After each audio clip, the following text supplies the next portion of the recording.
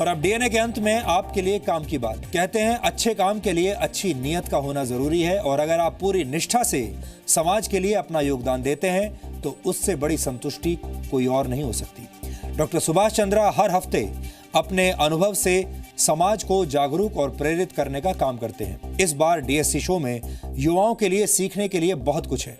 इस बार आपको पता चलेगा कि कैसे जॉब क्रिएटर बनकर अपनी और दूसरों की जीवन की दिशा बदली जा सकती है। इसलिए डॉक्टर सुभाष चंद्रा से मुलाकात का समय आप अभी से नोट कर लीजिए।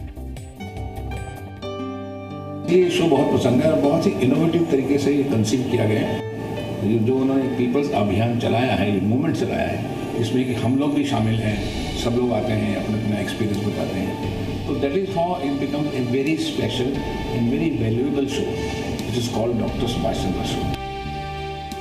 डॉक्टर सुभाष चंद्र शो शनिवार रात 10 बजे और रविवार सुबह 11 बजे सिर्फ जी न्यूज पर।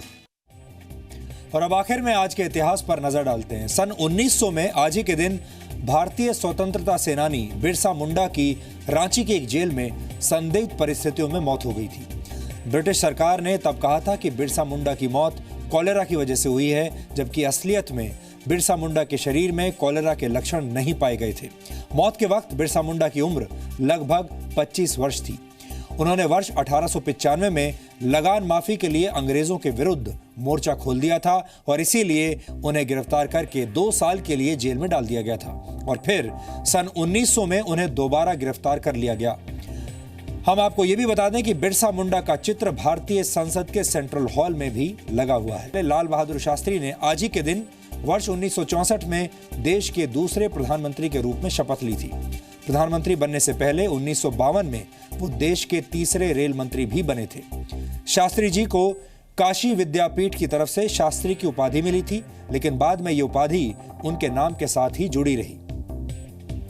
वर्ष 1965 में देश में अनाज की भारी कमी हो गई थी और उसी वक्त पाकिस्तान ने भी भारत पर हमला कर दिया था और तब जवानों और किसानों में उत्साह का संचार करने के लिए शास्त्री जी ने जय जवान जय किसान का नारा दिया था। आज ही के दिन वर्ष 2011 में विश्व प्रसिद्ध पेंटर मकबूल फिदा हुसैन का 95 वर्ष की उम्र में निधन हो गया था। उन्होंने रामायण, महाभारत, ब्रिटिश राज और ग्रामीण भारत जैसे थीम्स पर तमाम पेंटिंग्स बनाई। अपने जीवन के आखिरी वर्षों में वो दोहा और लंदन में रहे, क्योंकि अपनी कुछ विवादित पेंटिंग्स के विरोध की वजह से उनके खिलाफ भारत में प्रदर्शन चल रहे थे और उनके खिलाफ कई मुकदमे और FIRs भी दर्ज हो गई थी। MF हुसैन ने फिल्में भी बनाई थीं, जिनमें गजगामिनी और मीनाक्षी प्रमुख हैं।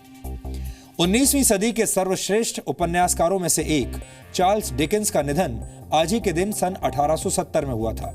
Oliver Twist, a tale of two cities और डेविड कॉपरफील्ड जैसी मशहूर उपन्यास लिखने वाले चार्ल्स डिकेंस ने कोई औपचारिक शिक्षा नहीं ली थी। चार्ल्स डिकेंस 20 वर्षों तक एक साप्ताहिक अखबार के एडिटर भी रहे थे। तो डीएनए में आज इतना ही। अब आपसे हमारी मुलाकात होगी कल रात 9 बजे। कल हम आपको दुनिया की सबसे खतरनाक जगह सीरिया से एक एक्शन पैक्ड डॉक्यूमेंट्री दिखाएंगे।